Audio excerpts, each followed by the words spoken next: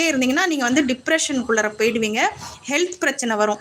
அதே போல ஃபேமிலியில வந்து எல்லாத்துலயுமே வந்து அன்பா இருங்க, பாசமா இருங்க. எல்லார்ட்டையுமே மனசு விட்டு பேசுங்க. ஹஸ்பண்ட் கிட்ட மனசு விட்டு பேசுங்க. பிள்ளைகள் கிட்ட மனசு விட்டு பேசுங்க. மாமியார் கிட்டயும் முடிஞ்ச அளவுக்கு ஃப்ரெண்ட்லியா இருக்கிறதுக்கு வந்து ட்ரை பண்ணுங்க. சரிங்களா? அதுக்கப்புறம் வேற இன்னொரு விஷயம் நான் சொல்லணும்னு நினைச்சேன். நான் சொல்றேன், அதை சொல்றேன். புரிஞ்சதா உங்களுக்கு? இந்த டிப்ஸ் வந்து உங்களுக்கு பிடிச்சிருக்கா? வேற ஏதாவது டிப்ஸ் வேணுமான்னு சொல்லுங்க. பெண்கள் வந்து ரொம்ப வந்து சமையல் கட்டிலே அடைஞ்சு கிடக்கக்கூடாதுங்க. எனி டைம் வந்து பார்த்தீங்கன்னா சமையல் கட்டிலே அடைஞ்சு கிடந்தீங்கன்னா நீங்கள் டிப்ரெஷனில் போயிடுவீங்க. அதை முதல்ல தெரிஞ்சுக்கோங்க. எல்லாத்தையும் இழுத்து போட்டு நான் செய்கிறேன் அப்படின்னு சொல்லிட்டு நீங்கள் எல்லாத்தையும் இழுத்து போட்டு செஞ்சீங்கன்னா கடைசியில் வந்து நமக்கு உடம்பு நல்லா இல்லைனாக்கா ஒருத்தர் கூட வந்து நமக்கு ஹெல்ப் பண்ணுறதுக்கு வரமாட்டாங்க. இழுத்து போட்டு எந்தெந்த நேரத்தில் எது செய்யணுமோ அந்தந்த நேரத்தில் தான் அதை செய்யணும். I will follow sister. Okay. Home மேக்கராக இருக்கிறீங்க அப்படின்னாக்கா உங்களுக்கு வந்து எந்த விஷயம் பிடிச்சிருக்கு, ஏதாவது நான் வீட்டில இருந்து சின்னதாக வந்து ஒரு டெய்லரிங் தெரியும், இல்லை எனக்கு வந்து ஒரு கூடை பின்ன தெரியும் அப்படின்னாக்கா அந்த மாதிரி சின்ன சின்ன விஷயங்கள் ஃபேமிலியை பார்த்துக்கிட்டே வந்து அந்த மாதிரி வந்து நீங்கள் ரெடி பண்ணி பக்கத்தில் இருக்கிறவங்களுக்கு சேல் பண்ணுறதா இருந்தால் சேல் பண்ணுங்கள். இல்லை எனக்கு அந்த பணத்துக்கு வந்து எனக்கு வாண்டட் கிடையாது அப்படின்னாக்கா நீங்கள் வந்து ஃபேமிலியை வந்து நல்லபடியாக பார்த்துக்கோங்க. உங்களுடைய ஹெல்த்தை வந்து நீங்கள் நல்லா பார்த்துக்கணும்.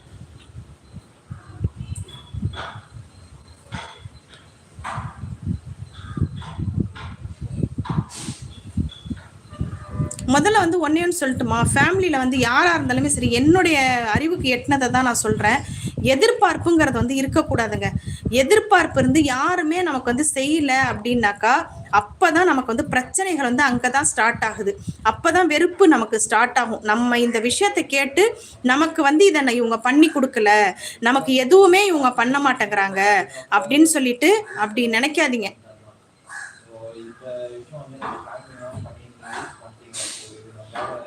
முடிஞ்ச வரைக்கும் நமக்கு வந்து இது வேணும், இது இந்த மாதிரிலாம் வேணுங்கிறத வந்து கேளுங்க. உங்களுடைய தேவைகளை கேளுங்க.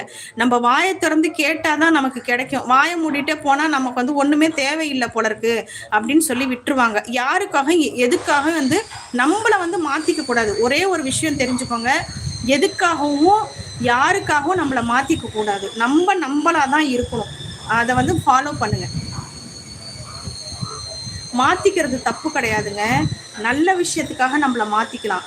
அதையே வந்து பாத்தீங்கன்னாக்கா அது ஒரு ஆயுதமா வச்சு நம்மளை பயன்படுத்துவாங்க. புரிஞ்சதா? நான் சொன்ன டிப்ஸ் பிடிச்சிருக்கா ரோஷனா கிச்சன்?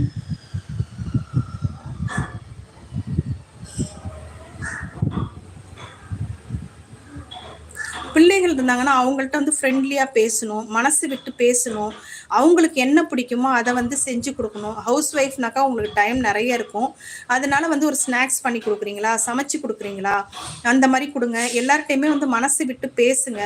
அப்போ தான் வந்து பார்த்தீங்கன்னா ஃபேமிலி வந்து அப்போ தான் ஒரு அட்டாச்மெண்ட்டாக இருக்கும். ஃபேமிலியில் வந்து மூணாவது நபர்களை வந்து என்ட்ராக விடாதீங்க. தேர்ட் பர்சனை நீங்கள் என்ட்ராக விட்டீங்கன்னா உங்கள் ஃபேமிலி வந்து உங்களுக்கு இல்லைன்னு ஆயிடும்.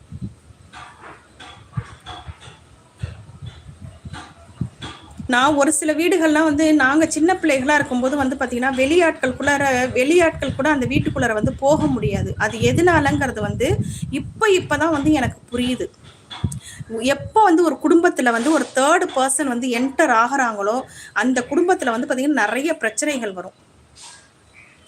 மூன்றாம் நபர்களுடைய தலையீடுங்கிறது வந்து நம்ம குடும்பத்தில் வந்து அது வச்சுக்கவே கூடாது. புரியுதா உங்களுக்கு? எதுவாக இருந்தாலும் நம்ம குடும்ப பிரச்சனைனா நமக்குள்ளாரே பேசி தீர்த்துக்கணும். நம்ம குடும்ப பிரச்சனையை வந்து தேர்ட் பர்சன் கிட்ட நமக்கு மனசு கஷ்டமா இருக்கு அப்படின்னு சொல்லிட்டு இன்னொருத்தவங்கள்ட்ட நம்ம போய் சொல்லும் போது நாளைக்கு நம்மளை பத்தி அவங்க கேவலமா இருப்பாங்க. நமக்கும் அவங்களுக்கும் மிஸ் அண்டர்ஸ்டாண்டிங் வரும்போது என்ன பண்ணுவாங்கன்னா அவங்க சொல்லி காட்டுவாங்க நம்மள்ட்ட. இல்லைன்னா நம்மளுடைய எதிரிகிட்ட போய் சொல்லி இவ இப்படி சொன்னா அப்படி சொன்னா, இப்போ மாமியார் இருக்காங்க வீட்டுக்கார் இருக்காங்கன்னு இப்படிலாம் உங்க மனைவி சொன்னாங்க அப்படின்னாக்கா அதன் மூலியமாவும் பிரச்சனைகள் வரும்.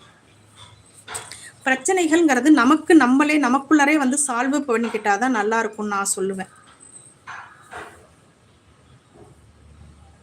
நிறைய பேர் வந்து பாத்தீங்கன்னாக்கா லைவ் பார்த்துக்கிட்டே இருக்கிறீங்க, ஆனா வந்து யாருமே வந்து லைக் பண்ணவே மாட்டேங்கிறீங்க.